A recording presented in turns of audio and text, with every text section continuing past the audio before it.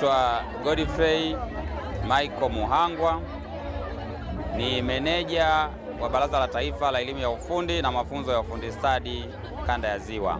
Kwa wazazi na niseme kwa Watanzania wote, hii dhana ya urembo awali ilikuwa inachukuliwa kama ni kitu ambacho ni kitu cha aibu, ni kitu cha watu waliokosa kazi, ni kitu cha watu ambao hawana future, hawana maono. Lakini niseme urembo, masuala ya fashion, masuala ya designing ni ajira kama zilivyo ajira nyingine zozote, na ndio maana katika vyuo vya ufundi stadi hata na vyuo vya kati tuna vyuo ambavyo vinatoa mafunzo kama haya, na lengo ni kuwaelimisha Watanzania waweze kujua kwamba mtu anaweza kupata kipato chake. Kwa majina naitwa Anna Peter Runguya, ni creative director na founder wa Anna Collection, lakini pia chuo cha ubunifu wa mavazi na ushonaji Anna Collection Fashion Academy. Tulikuwa na graduates kama 150 ambao wamegraduate siku ya leo. Tumewapa ujuzi mkubwa, mbali na ujuzi wa kukata na kushona, lakini pia ujuzi wa kibiashara, kutumia mitandao ya kijamii, lakini pia elimu ya fedha waweze kufanyia kazi, kuondoa lile tatizo ambalo lilikuwa linakuwepo kwa muda mrefu. Kwa tunajaribu kutengeneza kizazi cha wabunifu na mafundi ambao ni wakweli, mafundi ambao wanaenda na muda, mafundi ambao wanathamini mteja na kumuona kwamba yeye ndiye boss.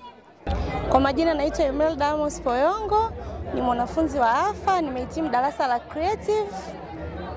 Kwa mimi mafunzo yangu natarajia kuwa designer mkubwa, na naamini nitaifanya kazi yangu kwa uaminifu mkubwa sana. Kwa majina naitwa Melisiana Leonard, mimi ni mwanafunzi kutoka chuo cha AFA. Nimejifunza mambo mengi katika darasa la creative, na ninaamini nitakwenda kuyatendea yale niliyojifunza kutoka chuo cha AFA, nitakwenda kuyatendea haki huko niendako mtaani. Nitakuwa kielelezo ubora kuwakilisha chuo cha AFA Mwanza. Cheye ni mkuu wa chuo cha Nyakato VTC kinachomilikiwa na kanisa la The Free Pentecostal Church of Tanzania na kimesajiliwa na NACTVET.